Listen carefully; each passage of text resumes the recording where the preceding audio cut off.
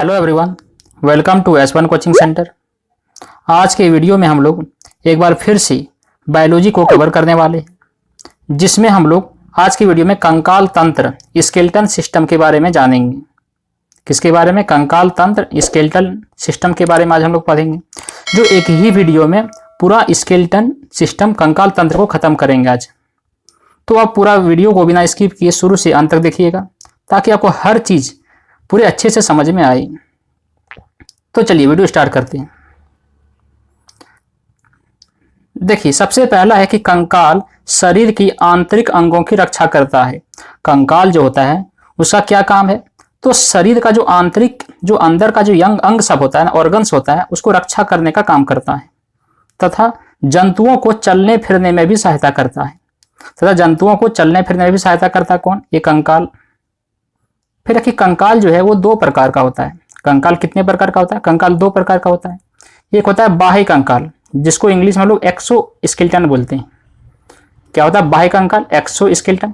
और दूसरा होता है आंतरिक कंकाल, जिसको हम लोग इंडोस्केलेटन बोलते हैं। फिर देखिए एक एक करके हम लोग सब देखते हैं। तो देखिए, सबसे पहला कि बाह्य कंकाल, आंतरिक कंकाल हो गया। आप देखिए, बाह्य कंकाल एक्सोस्केलेटन।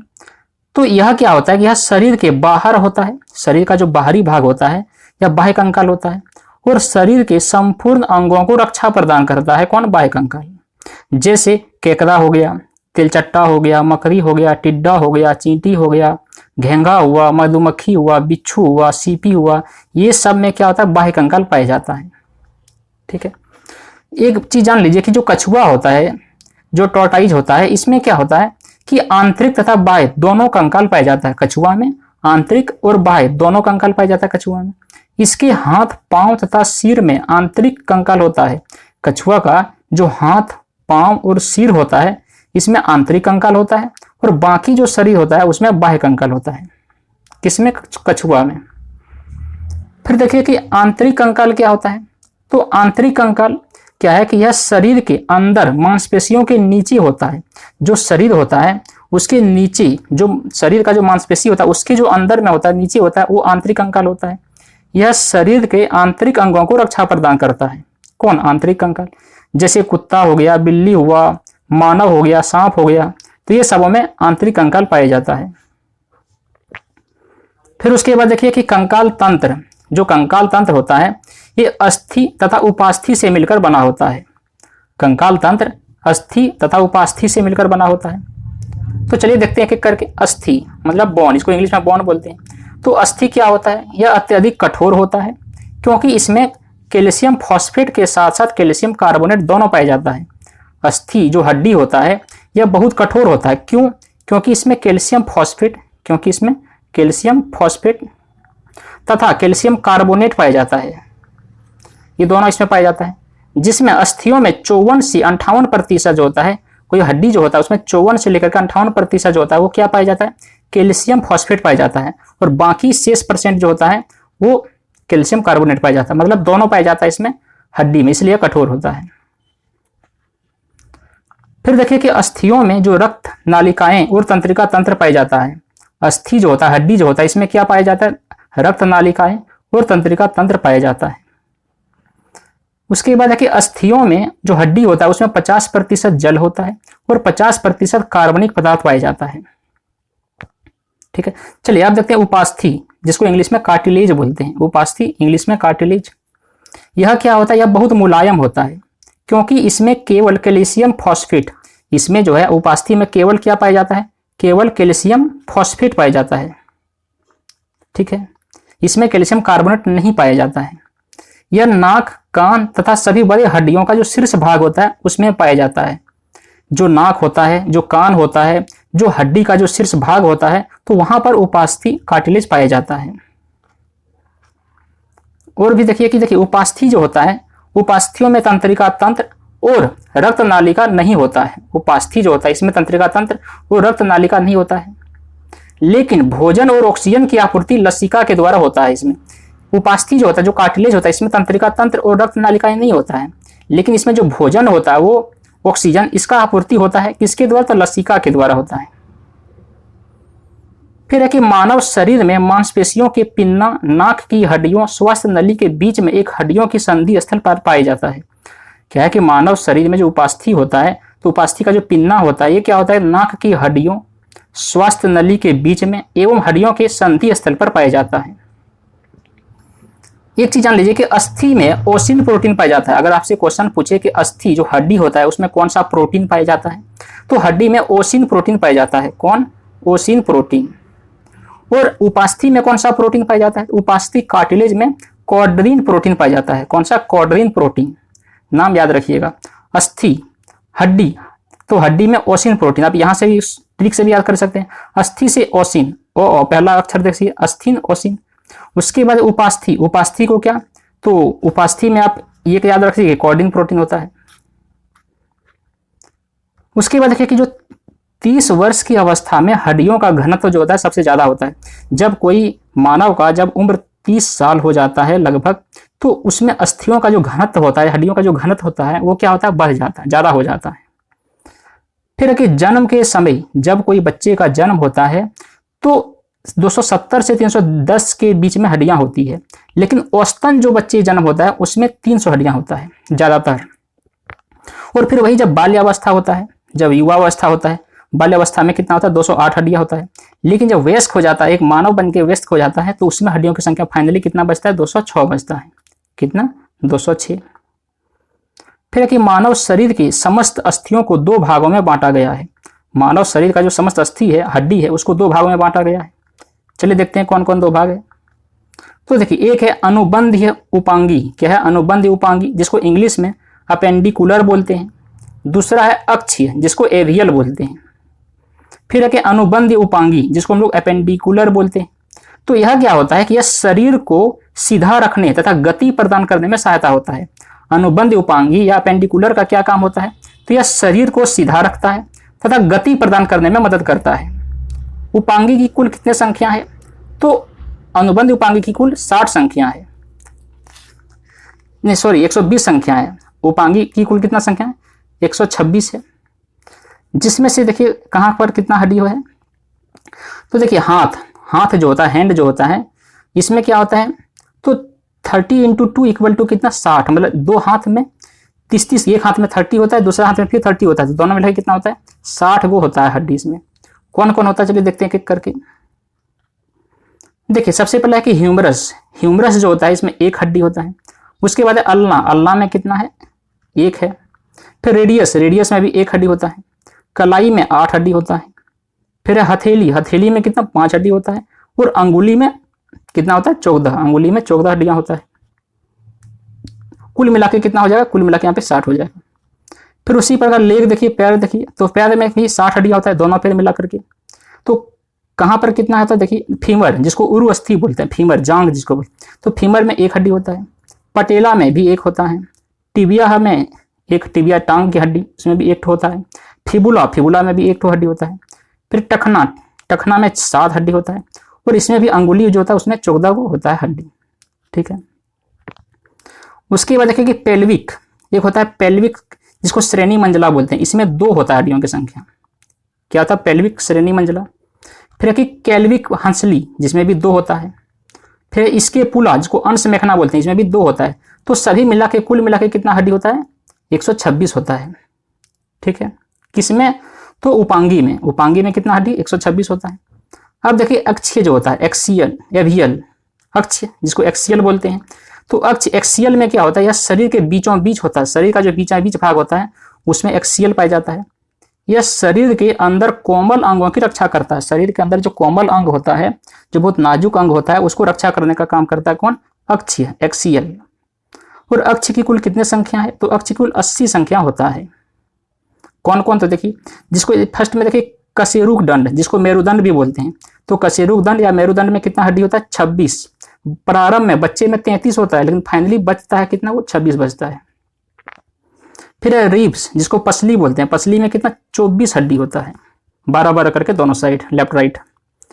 फिर है स्टर्नम। स्टर्टनम, स्टर्टनम में कितना होता है, 1 होता है, जो रिब्स को आपस में जोड़ने का काम करता है। जो रिब होता है इस तरह आकार का रिब, पसली, तो इसको आपस में जो अटैच करने का काम करता है, जोड़ने का काम करता है, वो कौन करता है, स्टर्टनम। कितना होता है इसमें, 1 होता है।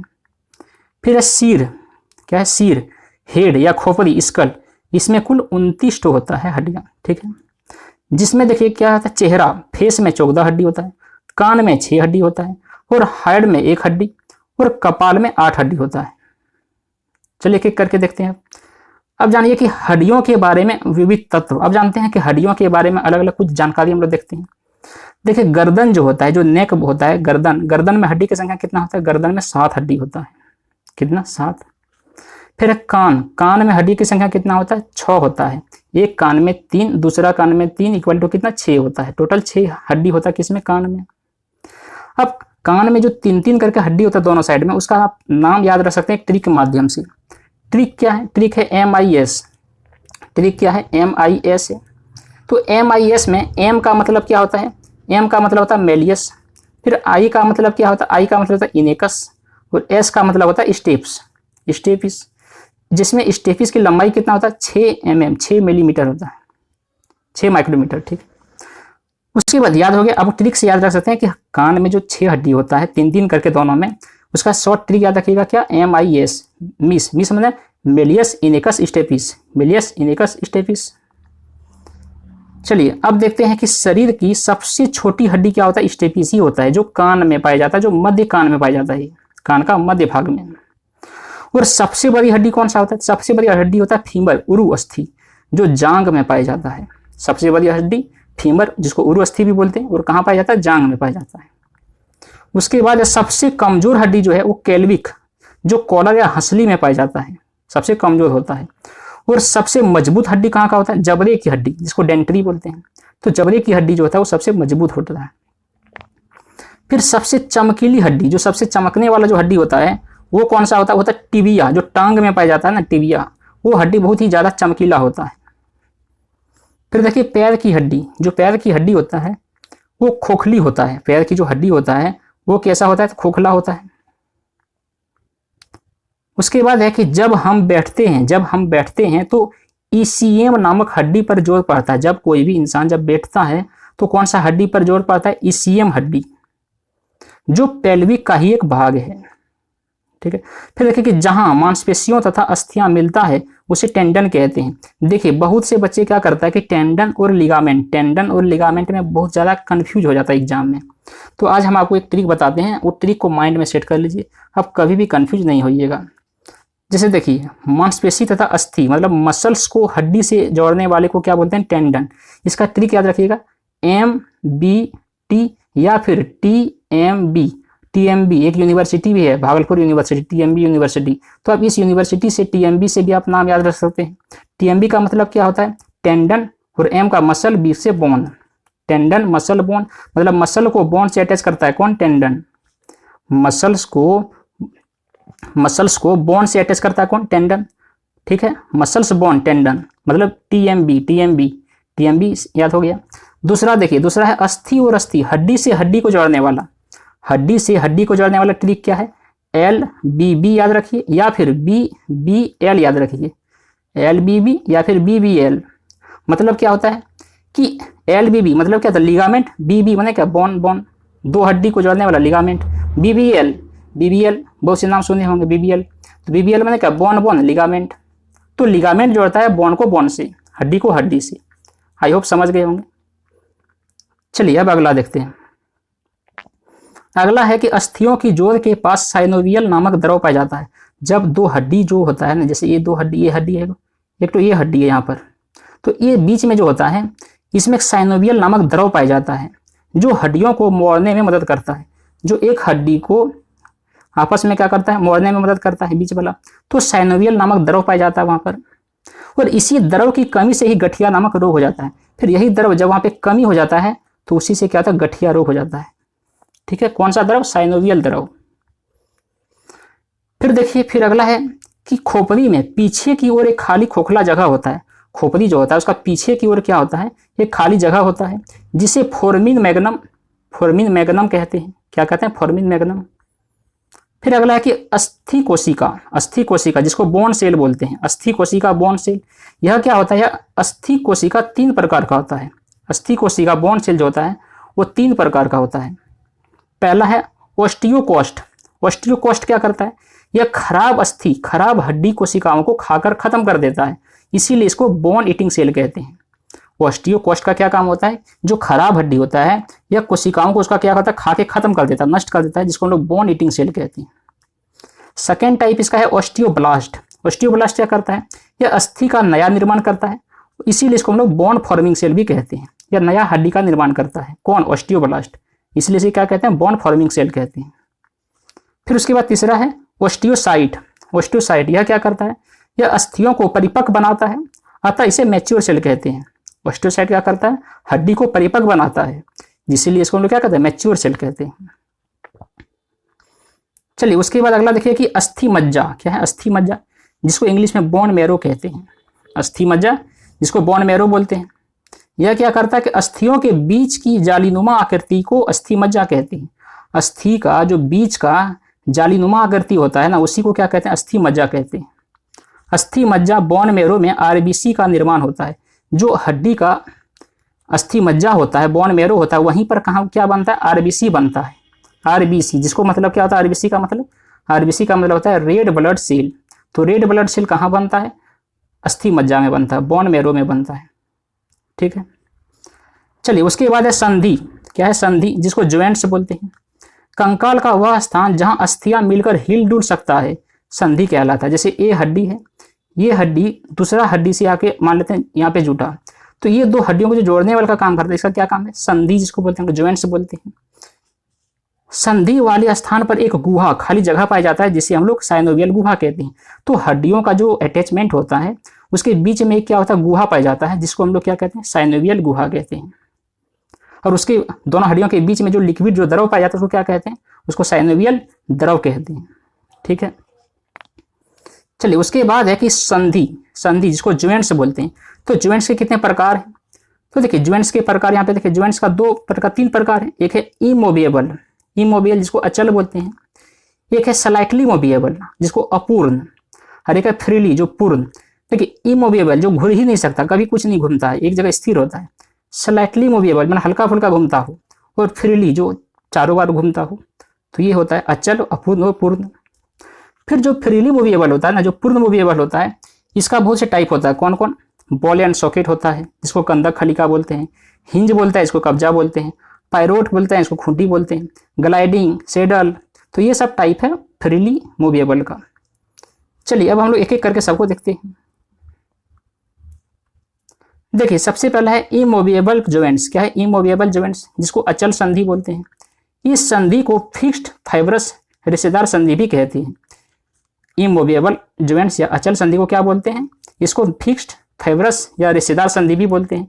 यह थोड़ा भी गति नहीं करता है, यह खोपड़ी तथा दांत में पाया जाता है।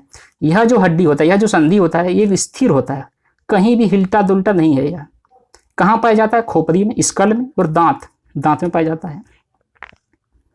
उसके बाद देखिए बी नंबर में, बी में है स्लाइटली मूवेबल। स्लाइटली जिसको अपूर्ण बोलते हैं, जो पूरा नहीं घूमता, आधा उधा घूमता हो। तो यह संधि का जहां पाया जाता है वहां थोड़ा मोड़ा गति करने को मिलता है, थोड़ा मोड़ा गति देखने को मिलता है। जैसे पसली हो गया, इसको रिब बोलते हैं, कशेरुकु दंड बैकबोन बोलते हैं, हल्का फुल्का घूमता हो तो उसे स्लाइटली मूवेबल कहते हैं। कहाँ पाया जाता है, पसली में और कशेरुकु दंड बैकबोन में। फिर अगला है फ्रीली मूवेबल। फ्रीली जो पूर्ण संधि जिसको बोलते हैं, जो पूरा पूरी घूम सके। यह संधि अस्थियों को अलग अलग दिशा में गति प्रदान करने का मदद करता है, और यह 5 प्रकार का होता है। कौन कौन, तो देखिए बॉल एंड सॉकेट। पहला क्या है, बॉल एंड सॉकेट, जिसको हिंदी में कंदुक खलिका बोलते हैं। तो इस प्रकार के संधि में एक गुहा या खाली जगह पाया जाता है, तथा जो हड्डी इससे जोड़ता है उसका ऊपरी भाग गोल होता है। जो हड्डी से जोड़ता है उसका ऊपरी भाग कैसा होता है, गोल होता है, और यह सभी दिशाओं में घूम सकता है। यह हड्डी जो होता है बॉल एंड सॉकेट जॉइंट से सभी दिशा में घूम सकता है। जैसे पेल्विक हो गया, फीमर हो गया, स्केपुला हो गया, ह्यूमरस हो गया। तो ये सब हड्डियां जो होता है चारों ओर घूम सकता है। ठीक है, चलिए उसके बाद अगला है कि हिंज जॉइंट्स। कौन सा, हिंज जॉइंट्स, जिसको हिंदी में कब्जा संधि बोलते हैं। कब्जा, आप नाम सुने होंगे, जो गेट वगैरह होता है वो गेट में हिंज जॉइंट लगा रहता है। यह क्या करता है, यह संधि केवल एक ही ओर गति करता है। जैसे कोई गेट वगैरह दरवाजा वगैरह जब खोलते हैं तो क्या होता है, एक ही ओर खुलता है। तो वही दरवाजा वाला काम करता है हिंज जॉइंट्स, कब्जा संधि। यह संधि केवल एक ही ओर गति करता है। जैसे केहुनी हो गया, घुटना हो गया, तो ये सब में हिंज जॉइंट्स पाया जाता है। ठीक है। उसके बाद देखिए पायरोट जॉइंट्स, क्या है पायरोट जॉइंट्स, जिसको खूंटी संधि कहते हैं। इसका आकार खूंटी के समान होता है या एक दूसरे के ऊपर रखा हुआ रहता है, खूंटा जैसा इसमें रहता है, जो क्या होता है एक समान उसका आकार होता है और एक दूसरे के ऊपर रखा होता है। कौन सा पायरोट जॉइंट्स, खूंटी संधि। जैसे कशेरुकी दंड का ऊपरी भाग, जैसे कशेरुक दंड का ऊपरी भाग जिसको एटलस बोलते हैं, तथा निचला भाग, ये दोनों आपस में क्या होता है रखा हुआ रहता है, तो ये होता है पायरोट जॉइंट्स। उसके बाद अगला देखिए ग्लाइडिंग जॉइंट्स। कौन सा ग्लाइडिंग जॉइंट्स, यह एक दूसरे पर फिसलता है और थोड़ा गति भी करता है, जैसे कॉर्पल और टर्सल। जैसे ग्लाइड में नहीं होता फिसलना, तो एक दूसरे पर दोनों हड्डी क्या होता है फिसलता है और हल्का फुल्का गति करता है, जैसे कॉर्पल और टर्सल। ठीक है, चलिए उसके बाद अगला है कि सैडल जॉइंट्स। सैडल जॉइंट्स क्या होता है, तो यह बॉल एंड सॉकेट जॉइंट्स के जैसा ही समान होता है, उसी के जैसा होता है। सैडल जॉइंट जो है वो बॉल और सॉकेट जॉइंट्स जैसा ही रहता है, किंतु यह एक निश्चित सीमा के अंदर ही सभी दिशा में घूम सकता है, जैसे अंगूठा होता है, या एक इसका लिमिट सीमा होता है जो चारों ओर घूमता है। कौन सा, सैडल जॉइंट्स। चलिए अब है कि बनावट के अनुसार हड्डियों का प्रकार, कि हड्डी का जो बनावट है उसके अनुसार हड्डी का कौन कौन सा प्रकार है देखते हैं। देखिए सबसे पहला है फ्लैट बोन। फ्लैट बोन चपटी हड्डी। यह क्या होता है, यह हड्डी शरीर के आंतरिक अंगों की रक्षा प्रदान करता है, जैसे पसली हो गया, खोपड़ी हो गया, स्केपुला हो गया, स्टेटनम हो गया। फ्लैट बोन कहाँ होता है, यह हड्डी शरीर के आंतरिक अंगों की रक्षा करता है, जैसे पसली, खोपड़ी, स्केपुला और स्टेटनम। ठीक है, इसको फ्लैट बोन बोलते हैं। अगला है लॉन्ग बोन। कौन सा, लॉन्ग बोन, जिसको लंबी हड्डी बोलते हैं। यह शरीर का भार को रोकता है, शरीर का जो भार होता है उसको रोकने का काम करता है कौन, लॉन्ग बोन, जिसको लंबी हड्डी बोलते हैं, जैसे हाथ पैर ये सब होता है। फिर है शॉर्ट बोन, छोटी हड्डी। यह आकार में छोटे होते हैं तथा स्वास्थायित्व प्रदान करता है। शॉर्ट बोन आकार में छोटा होता है और अस्थायित्व प्रदान करता है, जैसे टार्सल और कार्पल। ठीक है, उसके बाद है इरेगुलर बोन। कौन सा है, इरेगुलर बोन, नाम से ही पता लग रहा है इरेगुलर, जिसे अनियमित हड्डी बोलते हैं। इसका आकार अलग अलग रहता है, जैसे कशेरुक दंड की सभी हड्डियां यह हल्का गति प्रदान करता है। जैसे जो कशेरुक दंड होता है उसका सभी हड्डियां क्या होता है अलग अलग आकार का होता है और यह हल्का फुल्का गति प्रदान करता है। फिर है सिस्मोइड बोन। कौन सा, सिस्मोइड बोन, यह कार्टिलेज का ही कठोर रूप होता है, जैसे पटेला। सिस्मोइड बोन जो है कार्टिलेज का ही कठोर रूप होता है, जैसे पटेला। तो बस इतना ही था फ्रेंड्स। मैंने जितना भी कंकाल तंत्र स्केलेटल सिस्टम है उसमें सब महत्वपूर्ण चीज़ों को बता दिया है। यहाँ से आप अगर अच्छा से वीडियो को देख लिए होंगे तो आपको एक भी क्वेश्चन यहाँ से छूटने वाला नहीं है, ये मेरा गारंटी है। तो आई होप वीडियो को पसंद आया होगा। अगर पसंद आया हो तो उसको लाइक करें, वो दोस्तों के पास शेयर करें। चलिए मिलते हैं अगले पार्ट में अगले टॉपिक को लेकर के। आज के लिए इतना ही। Thank you for watching.